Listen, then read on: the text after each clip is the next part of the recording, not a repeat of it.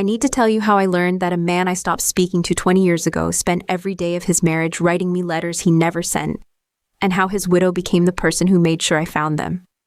The call came on a Tuesday in March, my phone showing a coastal area code I didn't recognize. A woman's voice, measured and warm, said her name was Elaine Vance, and that she was calling about Daniel.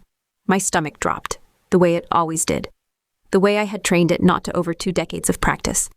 Then she said she was his wife, and that he had died 6 months ago, and that he had left me something in his will. A house. The house she specified in Castine, Maine, where we had spent the summer of 2003. I sat down on my kitchen floor. The tile was cold through my leggings. I was 42 years old, a project manager at a healthcare software company in Philadelphia, and I had not said Daniel Vance's name aloud in 19 years. We need to talk, Elaine said. Can you come to Maine? I told my boss I had a family emergency. I told my sister the truth, watching her face cycle through shock and concern and the particular hunger people have for old romantic wounds. Be careful, she said, which meant don't get hurt, which meant don't hope. I drove 6 hours north with the radio off, trying to remember what I had refused to remember, Daniel and I at 22, between junior and senior year at UConn, subletting his professor's saltbox cottage while the professor was on sabbatical in Ireland. The particular quality of light in that harbor town, the way the fog rolled in at 4 in the afternoon some days and didn't lift until morning, the fights we had about what I could no longer recall, only the velocity of them, the way we could wound each other with surgical precision. The final fight, the one that sent me back to Connecticut early, that ended with both of us saying things we spent 20 years pretending we hadn't. I had heard years later that he married. I had made a point of not learning her name. Elaine Vance was 62 when I met her, silver-haired and compact, with the grounded presence of someone who had spent 30 years as a pediatric nurse. She had made coffee and set out blueberry muffins from a bakery in town. Her house in Camden was tidy and unremarkable, filled with photographs of Daniel at ages I had never seen him, graying at the temples in their wedding photo, laughing with a toddler on his shoulders, standing on a dock in fishing gear with the weathered face of a man who had made a life on the coast. I need you to understand something, she said, pouring my coffee. I knew about you, from the beginning. Daniel told me about the summer the night before our wedding. He said he needed me to know that he had loved someone completely once, and that it had ended badly, and that he was choosing me with his whole heart anyway. She set down the pot. I appreciated the honesty. I didn't appreciate the poetry he still used when he talked about you, but I learned to live with it. It was part of him. I didn't know what to say. I had prepared for resentment, for the accusation that I had haunted her marriage. Instead, she handed me a folder, legal documents, the deed to the Castine house, a set of keys. The house has been empty since his mother died 5 years ago. He couldn't sell it. He couldn't live in it. He just maintained it, hired people, kept it ready. She paused. There's a contractor there now, doing some work Daniel started before he got sick. Liam Brennan. He's been finding things. Letters, mostly. Daniel wrote to you for 20 years, Claire. He never sent them, but he never stopped. She watched me process this, her expression patient and sad, and this was the part I hadn't expected, generous. I'm not here to make you feel guilty. I'm here because Daniel wanted you to have the house, and because I loved him, and because part of loving him was understanding that you were unfinished business, not in a romantic way. She searched for the word, a witness way. You were there at the beginning. You saw who he was before he became who he was. The letters are yours to do with what you want. The house is yours. Liam can walk you through what's been done and what still needs doing. Why are you doing this? I asked. Because Daniel asked me to. Because he was a good man who carried a regret that didn't diminish what we had. And because... She smiled, slightly. I've read enough of those letters to know you loved him too, and that you were young, and that young people destroy things, because they don't yet know how precious they are. I drove the final hour to Castine, in something like a dream. The town was smaller than I remembered. The harbor road narrower, but the saltbox cottage sat on its rocky point exactly as it had in 2003. Weathered gray shingles and red door unchanged. A pickup truck was parked in the drive, and a man was on the roof, checking flashing around the chimney. He saw me pull in and climb down with the ease of someone who had spent years on ladders. He was perhaps 40, built solid, with dark hair going early at the temples, and the kind of face that made you want to keep looking until you understood what you were seeing. Strong features arranged in a way that suggested both capability and some private amusement. Claire Whelan, he said. not a question. Elaine said you'd be coming. I'm Liam Brennan. He wiped his hand on his jeans before offering it. I've been expecting you. His grip was warm, calloused. I noticed he was careful not to hold on too long, the way people are when they know something about you that you haven't told them yet. The house is in better shape than you might expect, he said, leading me up the walk. Daniel kept up with the major systems. I've been doing cosmetic work, refinishing floors, updating the kitchen, and I've been finding things. He unlocked the door and stood aside to let me enter first. The smell hit me immediately. Old wood and salt air and something else. Something that was specifically this house, specifically that summer. I had to stop in the entryway and breathe until my hands stopped shaking. Liam waited without comment. When I could move again, he showed me through the rooms, the living room with its stone fireplace where we had made love on the rug the night before I left, the kitchen where Daniel had burned pancakes and sworn creatively, the bedroom with its window facing the harbor, where I had watched him sleep and tried to memorize his face because some part of me already knew I was going to lose him. The letters are in the study, Liam said. Third drawer of the desk. There are... He paused. Quite a few. Have you read them? The question came out sharper than I intended. Liam didn't flinch. I have. Elaine asked me to, when she hired me. She wanted to know what we were dealing with before you got here. And Daniel, he hesitated.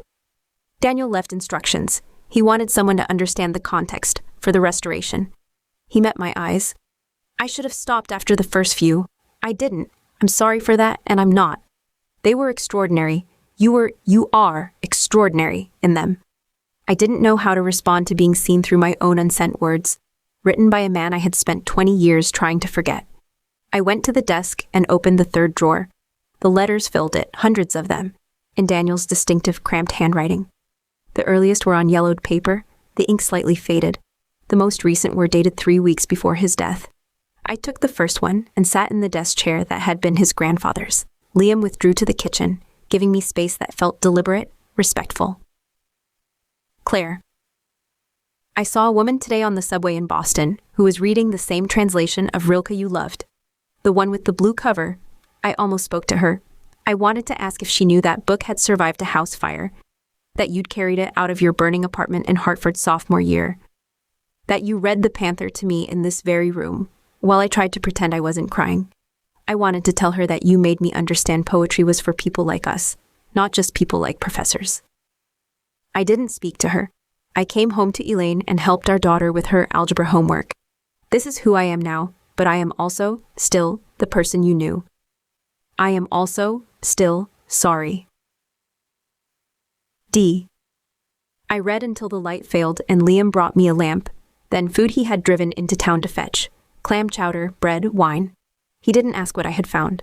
He told me about the work he had done on the house, the rotted sill he had replaced, the windows he had reglazed.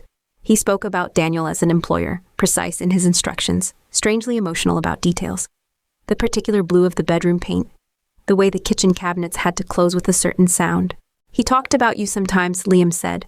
Not often, but when he did, it was like he was describing weather, something elemental that had shaped him. I slept that night in the bedroom with the harbor view, in sheets Liam had brought from his own house because the ones in the closet smelled of storage. I woke at dawn and read more. The letters tracked a life.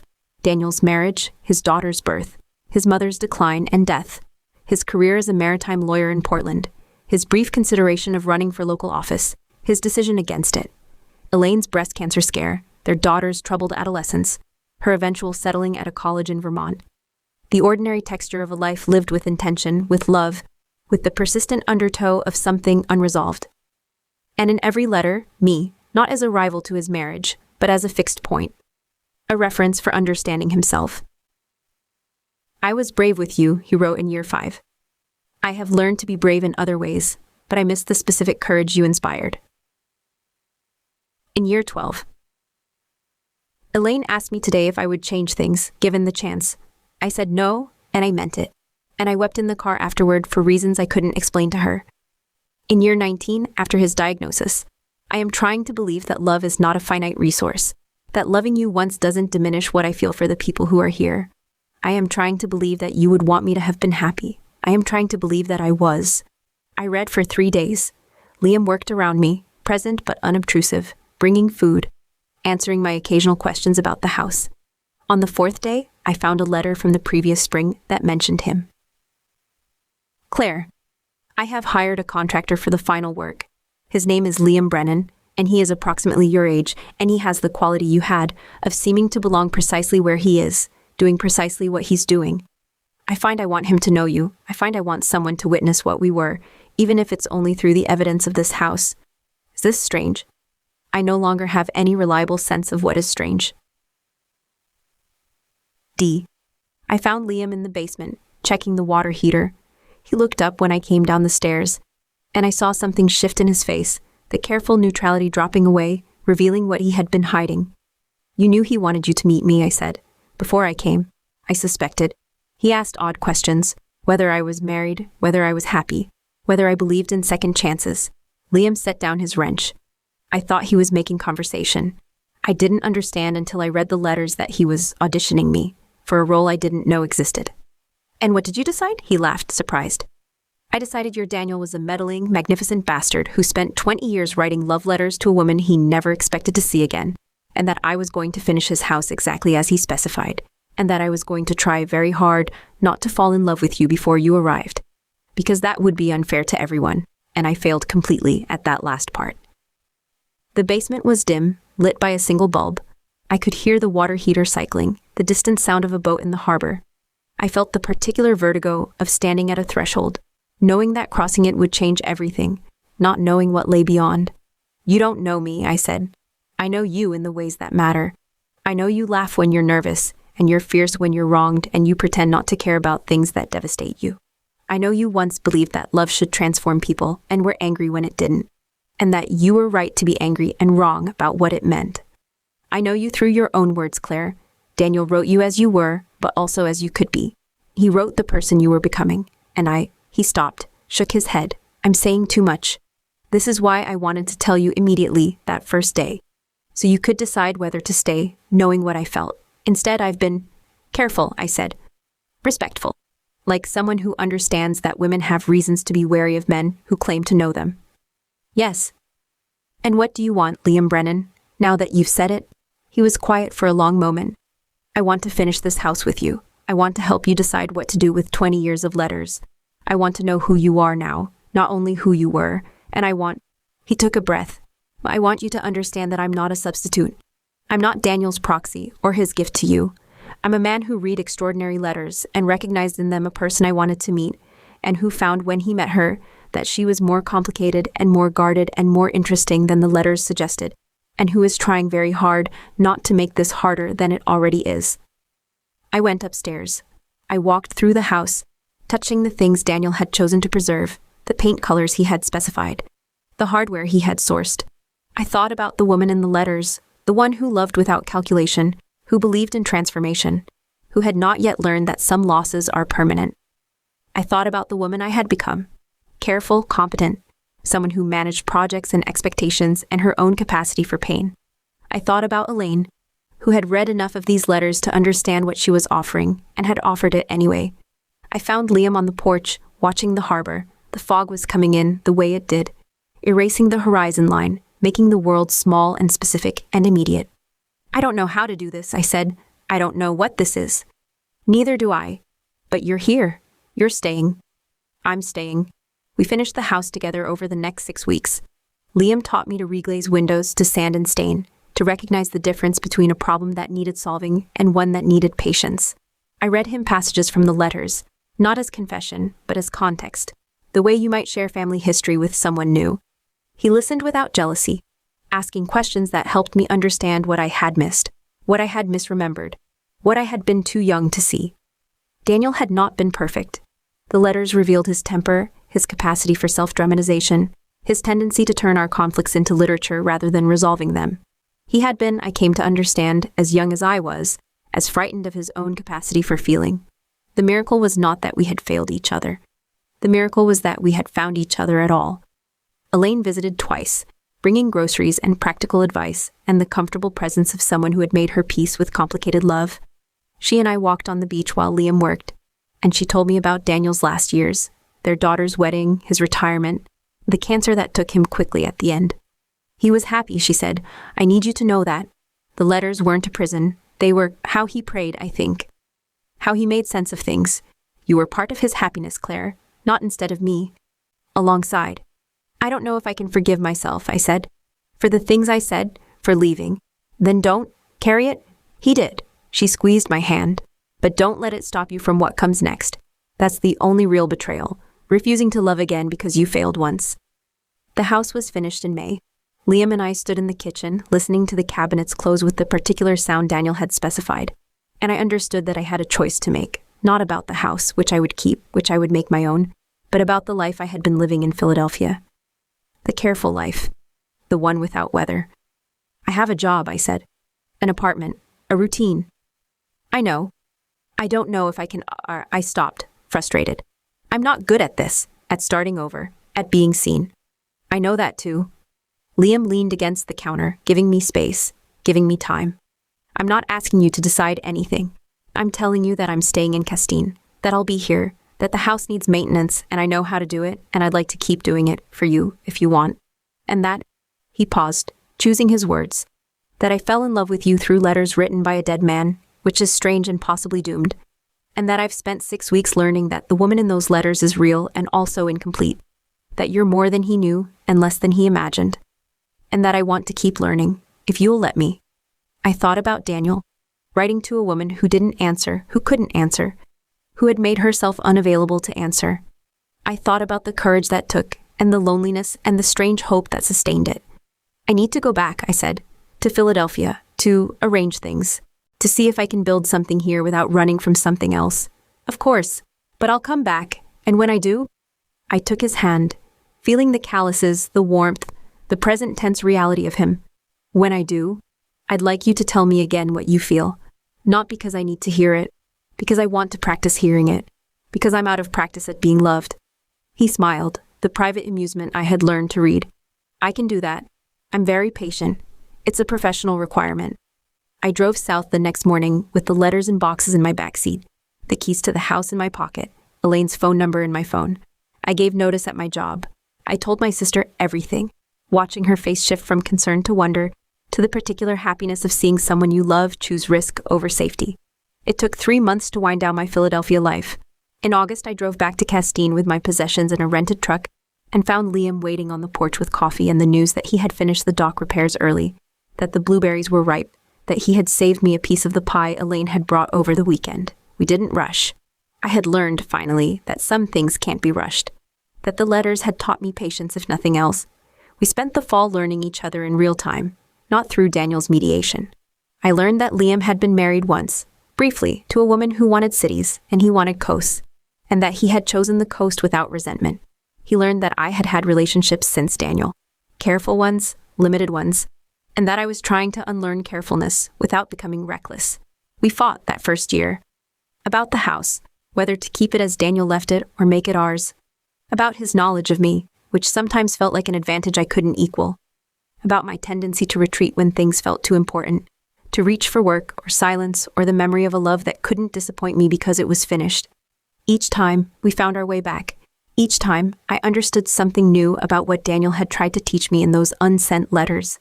That love is not a single event, but a practice, a choice made daily in the face of evidence that it might fail. On the anniversary of Daniel's death, Elaine and I scattered his ashes from the dock he had rebuilt, the three of us standing in fog that felt like presence, like forgiveness, like the particular weather of that coast that had shaped us all. Elaine stayed for dinner, and we talked about him without the old tensions. 3 people who had loved the same man in different times, different ways, without diminishing each other. After she left, Liam and I sat on the porch, watching the harbor lights come on across the water. "Do you ever wish," he started, then stopped. "That what? That you could have had this with him? The time? He gestured vaguely. "The working through," I considered. The honest answer, which I had learned to give him. "I wish we had been older. I wish we had known how to fight without destroying. But no, I don't wish this away. You are not my second choice, Liam. You're my second chance. They're different things." He turned to look at me, and I saw in his face the love I was still learning to accept, the patience I was still learning to trust. "Daniel wrote once," I said, "that he hoped I would be happy, that he hoped I would love again, even knowing what I knew about how it could end. He said," I reached for the memory, the specific words. "He said that the only failure is refusing to begin again." Liam took my hand, The fog was thickening, erasing the horizon, making our small porch the extent of the visible world. I thought of all the letters in the study, the archive of a love that had shaped without possessing, that had made room for what came after. "Begin again," Liam said. Not a command, an invitation. I said yes. I have been saying yes in all the ways that matter ever since. The first real test came in October, when Liam's ex-wife, Margot, arrived in Castine without warning. I found them on the porch, her rental car blocking the drive, her presence instantly legible, the expensive coat, the restless hands, the way she looked at the house as though she had already decided it was temporary. She was beautiful in a way that made me conscious of my paint-stained sweater, my hair still wet from the shower. "Claire," Liam said, and I heard the strain in his voice, the attempt at normalcy. "And this is Margot. She was just passing through," Margot finished, though Portland was 2 hours away and she had never been one for coastal drives. "I wanted to see the house. Liam told me about it, about you." She smiled, and I understood immediately that she had not come to reclaim him. She had come to confirm that what he had found was less than what he had lost. She stayed for dinner. I cooked while they talked in the living room, their voices low, carrying the particular rhythm of a shared history. I heard her laugh once, the sound familiar to him in ways I couldn't replicate. I heard him say her name with the ease of long practice, and I felt something cold settle in my chest. Not jealousy exactly, but the fear that I was an interlude, that the letters had prepared him for a woman who no longer existed, and the reality was proving insufficient. After she left, Liam found me washing dishes with unnecessary thoroughness. "She's unhappy," he said. "She wanted me to see it, to feel responsible." "And do you?" He leaned against the counter, considering. "I did once. I spent years feeling responsible. It's why I married her, because she needed something I could provide, and I confused that with love." He touched my shoulder, waiting until I turned to face him. "She asked if I was happy. I told her yes. She asked if you knew about the letters, how we met. I told her everything. She said..." He paused, reluctant. "She said you must be very understanding, or very foolish." Which did she mean? Both, I think. She believes I'm drawn to unavailable women. First her, with all her need. Then you, with your dead love and your unfinished grief. His hand tightened on my shoulder. "She's wrong. But I need you to tell me if there's any part of you that's wondering the same thing." I was. I admitted it. Standing in the kitchen of the house where I had learned to love 2 men, one present and one preserved in ink. I wondered if I had chosen Liam because he was safe, because he knew about Daniel, because he had accepted from the start that my heart was divided, because he would never ask me to choose between memory and possibility. "I don't know how to be someone's first choice," I said. "I don't know if I ever was, even with Daniel. The letters he wrote to me, but he married her. He built a life with her. I was the one who got away, which is different from being the one he wanted to stay." Liam was quiet for a long moment, then, "Come with me." He led me to the study, to the desk where I had read my way through 20 years of another man's devotion. He opened the bottom drawer, the one I had never checked, and withdrew a file I didn't recognize. Legal documents, architectural drawings, estimates in Liam's handwriting. "I was going to wait," he said, "until the spring, until you were certain about staying." He spread the drawings across the desk. An addition to the house, a studio overlooking the water designed around northern light and the particular needs of a painter or a writer, or someone who simply required space to think. "I bought the lot next door," he said. 6 months ago, I've been planning to build. For you, if you wanted it. For us, if that became possible. I haven't told anyone, not Elaine, not my family, not Margot when she asked what I was doing with my life." He met my eyes. "You are my first choice, Claire. You have been since I read the first letter and recognized in it a person I wanted to know, and you continue to be, every day, in ways that have nothing to do with Daniel, and everything to do with who you are when you're not looking, when you're arguing with contractors and rescuing stranded lobsters and reading Rilke aloud to the cat who keeps showing up on the porch." I looked at the drawings, the careful attention to light and space, the evidence of months of planning I had not suspected. I felt the particular vertigo of being seen completely, of having someone invest in a future I had not yet committed to. "I need time," I said. "Take it." But time was not what I needed. What I needed was to understand whether I could love Liam without the mediation of Daniel's letters, whether the person I had become in this house was someone I could sustain in the larger world. I went to Philadelphia. I told myself it was to collect the last of my things, to close the storage unit, to see my sister and prove I could exist in my old life without disappearing into it. But I knew, driving south, that I was testing myself, testing whether I could leave, whether Liam would wait, whether the story I had constructed in Castine could survive separation. My sister saw through me immediately. We sat in her kitchen in Ardmore, her children asleep upstairs, her husband watching television in the next room. "You're running," she said. "I'm verifying." Same thing, different vocabulary. She poured wine with the efficiency of someone who had been waiting for this conversation. "What are you afraid of? That he's not enough? That you're not enough? That Daniel's ghost will always be more compelling than any living man?" "All of it. None of it." I turned the glass in my hands. "He built me a studio, Sarah. He bought land. He's planning for a future I'm not sure I can promise. Because I'm 42 and I've never done this. I've never built something from nothing with someone who wasn't already half in love with someone else. Even Daniel, we were both in love with the idea of each other, with the drama of our own potential. Liam knows me, the actual me. And he stays anyway." Sarah was quiet for a moment. "That's terrifying," she said finally. "I get it, but Claire," she leaned forward. "The alternative is what? Going back to your careful life, your careful relationships? You spent 20 years being punished for one fight, one walkout, one failure to apologize. Don't spend the next 20 punishing yourself for finally getting it right." I stayed in Philadelphia for 2 weeks. I walked my old neighborhood, had coffee with former colleagues, sat in the apartment I had sublet, and tried to imagine living there again. I couldn't. The city felt narrow, defined by what I had already done, rather than what I might become. Liam called every evening. He didn't ask when I was coming back. He told me about the house, the first frost, the chimney sweep who had found a bird's nest, the letter from Elaine inviting us to Thanksgiving. He told me about his work, a restoration in Camden that was proving more complicated than estimated. He told me about his dreams, which had started featuring me in the present tense rather than the past, and how that felt like progress. On the 10th day, I asked about the studio. He described the foundation work he had begun, the way the light fell at different hours, his plans for the windows. He spoke with the particular pleasure of someone who had waited a long time to share something he had kept private. "Why didn't you tell me?" I asked. "Because you were still deciding about the house, about staying. I didn't want you to feel—" He searched for the word "obpoku," obligated, or pursued. "I've been reading your letters too long, Claire. I know how you respond to pressure. I wanted you to choose freely, or not at all." I drove back to Castine that weekend. I found him on the roof of the new construction, checking flashing, and I stood in the driveway until he saw me, until his face changed from surprise to something more guarded, more hopeful. "I didn't finish in Philadelphia," I said. "There's still a storage unit, still loose ends. But I couldn't stay away, because you're here, because you bought land for me before I knew I wanted it. Because you read those letters and saw someone worth waiting for, and I've been trying to become her, and I think I might be getting close." He came down from the roof. He was careful with his tools, his balance, the rituals of safety that governed his work. When he reached me, he didn't touch me. He waited, as he always waited, for me to choose the distance between us. "I love you," I said.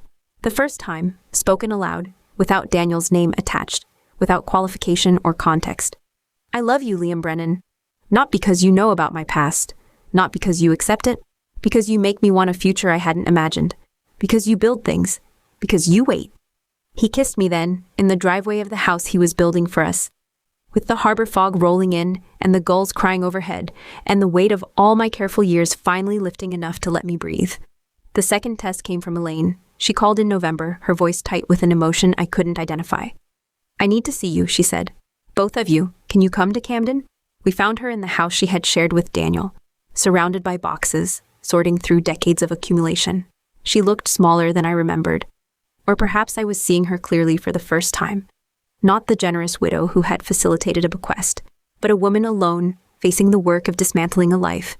"I found something," she said, and handed me a journal I didn't recognize, leather-bound, unmarked, filled with Daniel's handwriting from the final months. "I didn't read it," she said. "Not all of it. Enough to know—" She stopped, composed herself. "Enough to know that he was saying goodbye to more than me, that he was preparing for something, for you." I opened the journal. The first entry was dated 2 weeks before the final letter I had found in the desk drawer. "I am trying to die correctly," Daniel had written. This is absurd language, but I don't know another way to say it. I am trying to arrange my death so that it opens doors rather than closing them.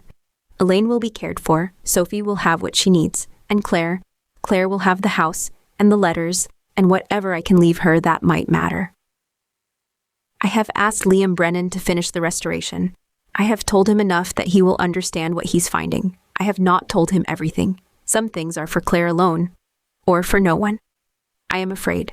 I am afraid of pain and dissolution and the unknown, but I am also strangely grateful for the summer that shaped me, for the marriage that sustained me, for the chance to speak across time to someone I failed when we were young.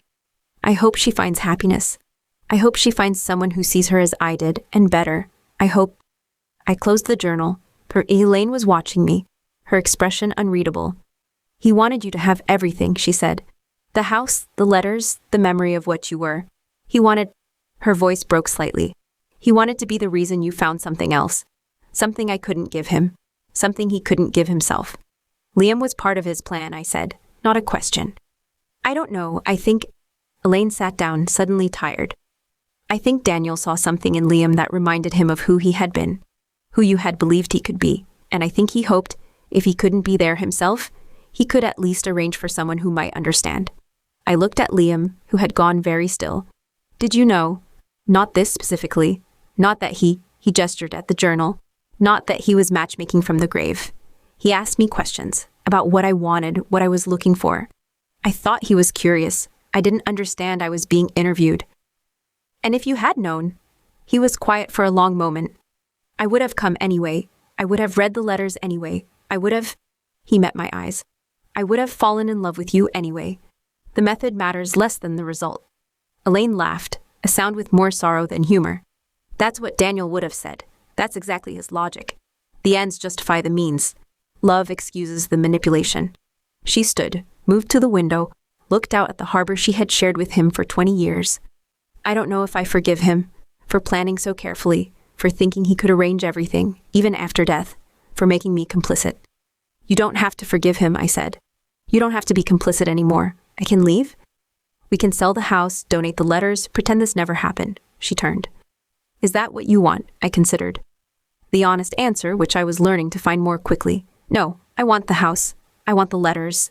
I reached for Liam's hand, felt his fingers close around mine.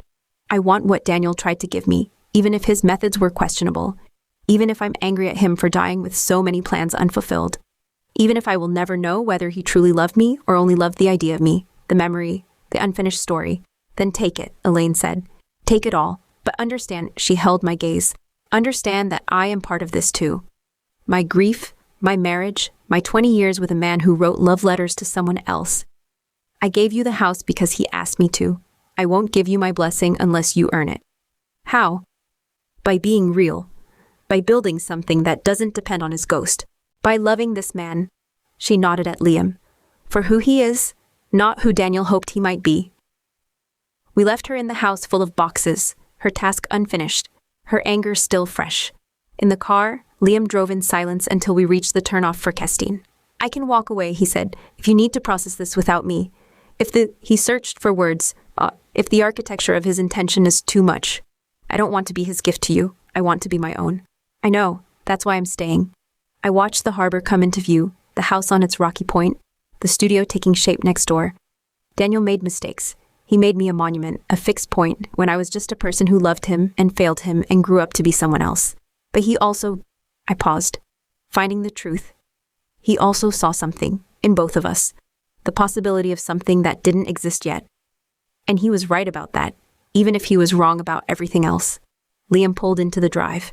He turned off the engine and sat for a moment, hands on the wheel, looking at the house that had brought us together.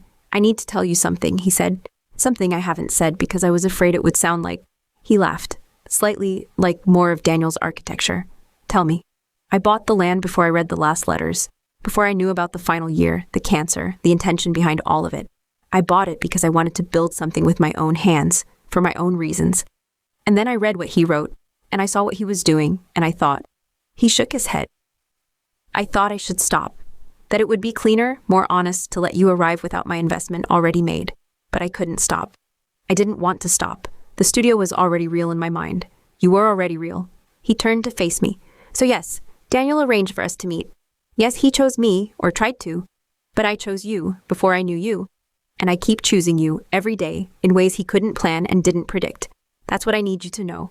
That's what I need to be true.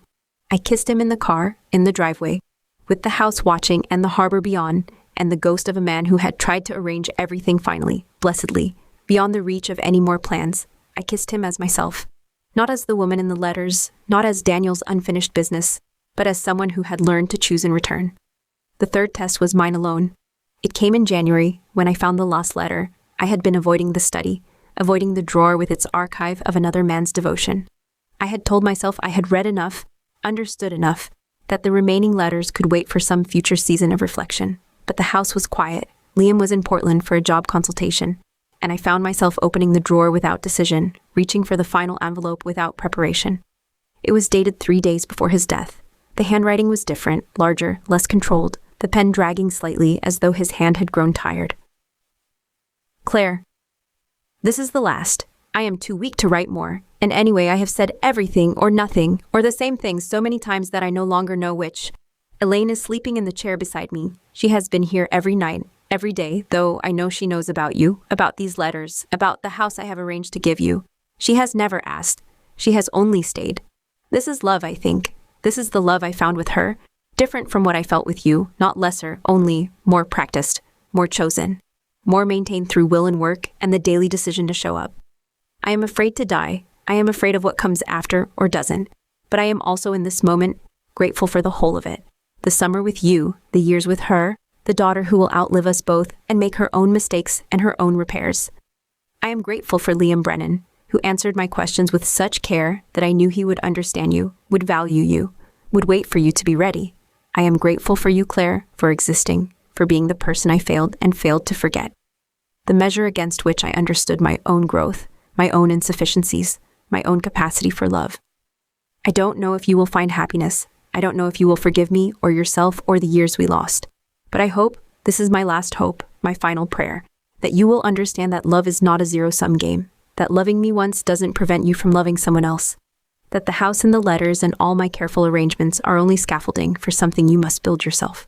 I loved you. I love you still. This is not a betrayal of Elaine. It's simply true, one truth among many, and I am done with hiding truths. Be well, Claire. Be brave. Begin again. Day. I read it 3 times, then I walked through the house, touching the things he had chosen, the paint colors he had specified, the life he had constructed for a woman he expected to outlive him. I understood finally what he had done. Not manipulation exactly, though there was that, but something closer to art. He had built a structure that would hold meaning, that would require interpretation, that would outlast his own ability to explain it. And I understood what I had to do. Not forgive him, that was too simple, too cheap. Not reject him, that was impossible. The letters were part of me now, would always be part of me, but integrate him. Accept that my love for Daniel and my love for Liam were not in competition, that the house could hold both memories, that I could be grateful for what he had given me without being defined by it. I called Elaine. I asked her to come to Castine, to see what we had built, what we were building. She arrived skeptical, prepared for sentiment, for the ghost of her husband preserved in amber. Instead, I showed her the studio, Liam's construction, the northern light falling exactly as planned. I showed her the changes we had made to the house, the kitchen updated, the bedroom painted a color Daniel had not specified, the study rearranged so that the desk faced the window rather than the wall. I showed her the box where I kept the letters, accessible but not central, important but not defining. And I told her what I had decided, that I would write my own letters, not to Daniel, not to Liam, but to myself, to the woman I had been at 22, to the woman I was becoming. That I would fill the study with my own words, my own attempts at understanding, my own architecture of meaning. I don't want to be his monument, I said. I don't want to be your rival or his unfinished business or the person you had to accommodate. I want to be Claire Whelan, who loved Daniel Vance at 22 and lost him through pride and fear, and who loves Liam Brennan now, with full knowledge of how love can fail and how it can persist. Elaine was quiet for a long moment. Then she smiled, the first genuine smile I had seen from her, free of grief's weight, free of the generosity that had cost her something. He would have hated that, she said, being integrated, being one part of a larger story. He always wanted to be central. I know, that's why I'm doing it. She stayed for dinner. The 3 of us talked until late, about Daniel and about other things, about the future of the house and the town and the lives we were constructing from the materials he had left us. When she left, she embraced me, formally at first, then with the warmth of someone who had finally accepted that her grief did not require my absence. Liam found me on the porch afterward, watching the stars emerge through the fog. She's going to be all right, he said, not a question. I think so. I think we're going to be all right. All of us in our different ways, carrying what he left and building what he couldn't predict. He sat beside me, close enough for warmth, far enough for choice. And us? What are we building? I turned to face him, this man who had read me before he met me, who had waited for me to arrive at myself, who was constructing a future without knowing if I would occupy it. We're building a life, I said. Not a restoration, not a preservation, something new, something that includes the past but isn't defined by it, something... I reached for his hand, felt his fingers close around mine. Something that will require its own letters, eventually, its own archive of how we tried and failed and tried again. He kissed me then, on the porch of the house that had brought us together, with the harbor breathing beyond, and the stars emerging through the fog, and the weight of all our separate histories, finally, blessedly, insufficient to prevent what we were becoming. The studio was finished in April. I moved my desk there, my books, the beginning of my own letters, not to Daniel, not as replacement, but as continuation, as conversation across time with the person I was still learning to be. Liam built shelves for the journals I had started keeping, the record of a life no longer defined by absence or regret. We fought that spring about the house, whether to keep it as a memorial or make it fully ours, about children. He wanted them. I was uncertain. We navigated the possibility with care and occasional cruelty, and the determination to stay in conversation, even when the conversation hurt, about his work, my writing, the balance between togetherness and solitude that we were still learning to calibrate. Each time, we found our way back. Each time, I understood more clearly what Daniel had tried to teach me, that love is not a feeling, but a practice, a daily decision to show up, to repair, to begin again. On the anniversary of my arrival in Castine, I burned the last unsent letter I would ever write to Daniel, not in anger, but in completion. I watched the paper curl and blacken, the words I had composed, gratitude, accusation, forgiveness, release, transforming into heat and light and the particular smoke of finished business. Liam stood beside me saying nothing, his presence sufficient. When the last ember died, we turned back to the house, to the life we were building, to the future that was finally, fully, our own. The complication arrived in the form of Sophie Vance, Daniel's daughter, who appeared at our door in May without announcement or explanation. I recognized her immediately from the photographs in Elaine's house. The same sharp cheekbones, the same direct gaze that assessed before committing. She was 26, a marine biologist based in Seattle, and she had not spoken to her mother in 3 weeks. She told me everything, Sophie said, declining the tea I offered, accepting only water. The letters, the house. You. She looked around the living room with the critical eye of someone who had grown up visiting this place, who had memories of her own attached to these walls. I didn't know. I thought this was my grandmother's house. I thought my father kept it for sentiment. I didn't know it was a shrine to someone else. It wasn't, Liam said. He had been working on the dock when she arrived, had come in still wearing his tool belt, still prepared for confrontation. It was a house. Your father loved it. He maintained it. The rest, he gestured vaguely, the rest was private, until it wasn't. Until you made it public. Sophie turned to me. By existing, by accepting, by becoming... She stopped, controlled herself, by becoming part of my family's story without ever acknowledging that there was a family, that I existed, that my mother spent 20 years knowing about you and protecting your place in my father's life, while you built your own career and your own relationships, and never once thought to wonder what it cost her. I didn't know, I said. I didn't know about the letters until after he died. I didn't know your mother knew until I met her. I paused, recognizing the inadequacy. I thought I was the one who had been left behind. I thought I was the casualty. And now I understand that your mother was generous in ways I haven't earned, that your father made choices that hurt people I care about, that I have benefited from a structure I didn't build and am still learning to inhabit responsibly. Sophie was quiet for a moment, then, I want to see them, the letters. I hesitated. They were mine by bequest, by law, by the careful arrangement of a dead man's final intentions. But they were also hers, her father's words, her family's history, the explanation for absences and silences she had never understood. Some of them mention you, I said. Your childhood, your adolescence, his pride in you, his fear for you, his... I stopped, seeing her face close slightly. His love, his complicated, insufficient, persistent love. I don't want his love. I want... She stood, moved to the window, looked out at the harbor she had known since infancy.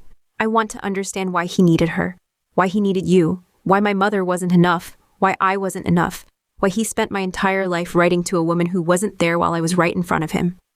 He loved your mother, I said. He loved you.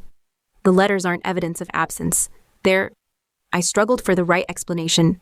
They're evidence of his inability to let go, of his belief that love could be preserved in language even when it couldn't be sustained in time. He failed you in ways I can't excuse. But he didn't fail you because of me. He failed you because he was human, because he was frightened, because he never learned that holding on to the past doesn't protect you from losing the present. Sophie turned. And you? Have you learned that? I considered. The honest answer, which I was still practicing. I'm learning. I held on to Daniel for 20 years without knowing I was holding on. I built a careful life to protect myself from the kind of pain he represented. And now, I glanced at Liam, who was watching with the patience I had come to depend on. Now I'm trying to build something that requires presence, that requires risk, that requires accepting that love will end, one way or another, and choosing it anyway. Sophie stayed for 3 days. She read the letters in the study, emerging occasionally with questions about specific references, about people she didn't recognize, about the version of her father that emerged in these pages, more vulnerable than the man she had known, more articulate about absence than presence. She confronted Elaine by phone, the conversation loud enough to hear through closed doors, accusations and defenses, and finally, exhausted, something approaching reconciliation. On the second day, she found Liam on the roof of the studio, checking the flashing he had installed the previous fall. She climbed up without invitation, sat beside him with the ease of someone who had spent years on boats, on docks, in high places. You're part of this too, she said. Not a question. I am. She chose you, over him, over his memory. She chose to live, Liam said carefully, to build something new. I'm part of that, but I'm not. He searched for words. I'm not the reason. I'm the opportunity, the chance she took. And if she hadn't, if she'd chosen to stay in Philadelphia, to keep the house as a museum, then I would have finished the studio, sold the land, moved on. He met her eyes. I'm not Daniel, Sophie. I don't arrange other people's lives. I build things and hope they're used well. She studied him. He would have liked you, my father. He appreciated competence. He appreciated... She laughed, slightly, but he appreciated people who knew their own minds. I know. He told me, in his way. On the third day, Sophie asked to see the studio. I led her through Liam's construction, the northern light, the shelves for my journals, the desk where I was learning to write my own letters, my own archive of becoming. You're making it yours, she said. The house, the story. You're not preserving it. She gestured at the desk, the papers, the evidence of my own voice emerging. You're continuing it. That's the only way I know how to live, to build, to... I paused, recognizing the parallel to write my way through. She left with a box of letters, copies I had made, not the originals, which remained mine by law and by choice.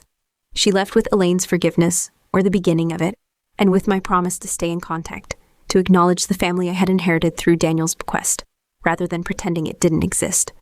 I don't know if I can forgive him, she said at the door, or you, or any of this. You don't have to, I said, but you can choose to understand, to build something from what he left, rather than only mourning what he took. She smiled, slightly, the same smile I had seen in photographs of Daniel at her age, the same combination of warmth and reserve. That's what my mother would say. She's very committed to understanding. She's very committed to love, I said, even when it costs her. Sophie drove away, the box of letters on her passenger seat, her mother's phone number in her phone, my address in her contacts.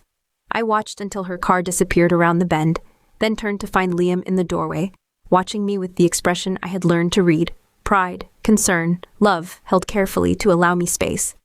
She'll be back, he said. Yes. And Elaine? Elaine will survive this. She has survived everything else. He came down the steps, put his arms around me, held me with the particular strength I had come to depend on, not possessive, but present. And you? I leaned into him, feeling the solidity of his body, the warmth of his skin through his shirt, the life we were building together in the house that had brought us together. I'm here, I said. I'm staying. I'm building something that includes all of it, the letters, the grief, the family I didn't expect, the love I didn't plan for. That's enough. That's more than enough. But it wasn't enough. Not yet. The final test came in August, when the house began to fail. It started with the chimney, smoke backing up into the living room, the draw reversed by some shift in pressure we couldn't identify. Liam investigated, found cracks in the flue liner, damage that predated his work, that Daniel's maintenance had masked but not repaired. Then the water, stains on the ceiling of the bedroom, a leak in the roof we had thought sound. Then the foundation, a crack in the basement wall that had been growing imperceptibly for years. It's salvageable, Liam said, but I heard the doubt he tried to hide. It needs work, significant work, more than. He stopped, recalculated. More than I can do alone, more than we can afford without. Another pause. Without making choices. We sat in the kitchen, the house settling around us, its flaws finally visible. I thought of Daniel, of his careful maintenance, his preservation of a structure he couldn't bear to inhabit. I thought of the letters, his belief that love could be sustained in language, in intention, in the architecture of memory. He knew, I said. He must have known, the foundation, the roof. He kept it standing, but he didn't fix what was wrong. He couldn't bear to. Or he couldn't afford to, or he thought. Liam stopped, unwilling to defend a dead man. He thought I would fix it, that I would arrive and see what needed doing, and I laughed slightly bitterly, and become the person who could save what he had only preserved. And will you? I looked at him, this man who had built me a studio, who was building a life with me, who had never asked me to save anything, only to choose. I don't know if I want to. If the house is worth what it will cost, in money, in time, in the energy we could spend building something new, then don't. Sell it. Let it go. The letters are yours regardless. The memories? He gestured vaguely. The memories don't require a structure. But they do, I said. That's what he understood. That's what I understand now. The house is the memory, the physical fact of it, the light, the harbor view, the way the fog rolls in at 4 p.m. Without it, I'm just a woman who loved a man and lost him and found another. With it, I struggled for the word. I'm continuous, connected to who I was and who I'm becoming. Liam was quiet for a long moment. Then we fix it. Together. Not because he wanted us to, not because it's expected, but because you choose it, because we choose it. And if we fail, he met my eyes. If we fail having tried. Having built something even temporarily, even imperfectly. We started the next morning. Liam called contractors he trusted, engineers who could assess the foundation, specialists in old houses who understood the particular challenges of salt and time. I called Elaine, who offered resources I hadn't expected. Daniel's life insurance, his savings, the money she had set aside for repairs she had known were necessary but hadn't been able to face alone. I was waiting, she said, for you, for someone to need this as much as I couldn't. We worked through the fall. The foundation required pinning, the roof complete replacement, the chimney rebuilding from the inside out. I learned to read structural drawings, to negotiate with contractors, to make decisions about materials and methods that would shape the house for decades. Liam taught me what he knew, learned from specialists what he didn't, built alongside me in ways that transformed our relationship from romance to partnership, from choice to commitment. In November, the work complete, we stood in the living room with the new fireplace, the repaired ceiling, the house solid beneath our feet in ways it hadn't been in years. It's yours now, Liam said. Really yours, not his gift, not his arrangement, what you made of it. Ours, I said. What we made of it. He turned to face me, and I saw in his expression something I hadn't expected. Uncertainty, vulnerability, the question he had been holding since the beginning. I need to ask you something, he said. Something I've been waiting to ask until I knew you would say yes, or until I knew you wouldn't, and I've realized, he laughed slightly, I've realized that waiting for certainty means never asking at all. Then ask, will you marry me? Not because Daniel arranged for us to meet. Not because the house needs owners, or because we're already building a life, but because I choose you every day in ways that have nothing to do with his letters or his plans or his... He stopped, shook his head. His magnificent, maddening, meddling ghost. Because you're Claire Whelan, who reads Rilke to stray cats and argues with contractors and writes letters to herself because she's still learning who she's becoming. Because I love you not as he loved you, preserved in memory, but as you are. Present, imperfect, mine. I said yes. I said yes with the harbor fog rolling in, with the house solid around us, with the weight of all my careful years, finally, blessedly, insufficient to prevent what I wanted.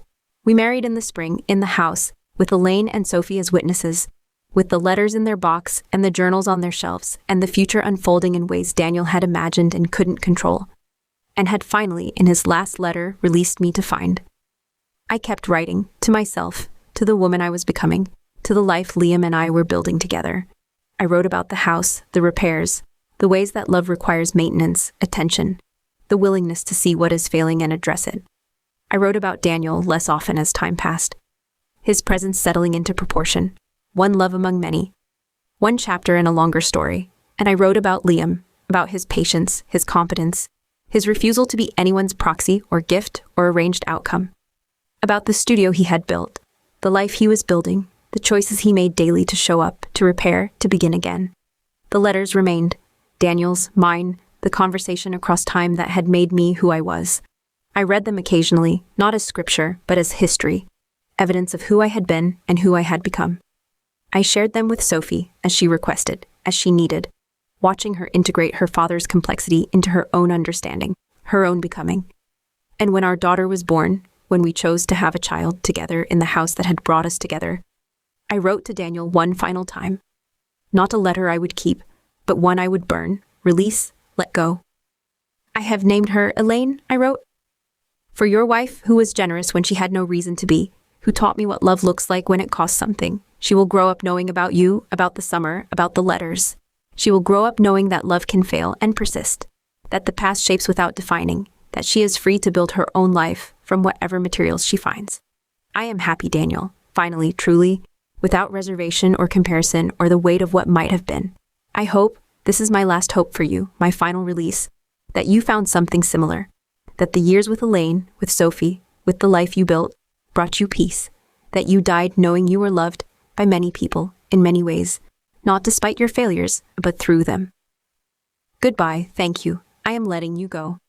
I burned the letter in the fireplace Liam had rebuilt, with our daughter sleeping upstairs and the harbor beyond, and the life I had chosen finally, fully, my own.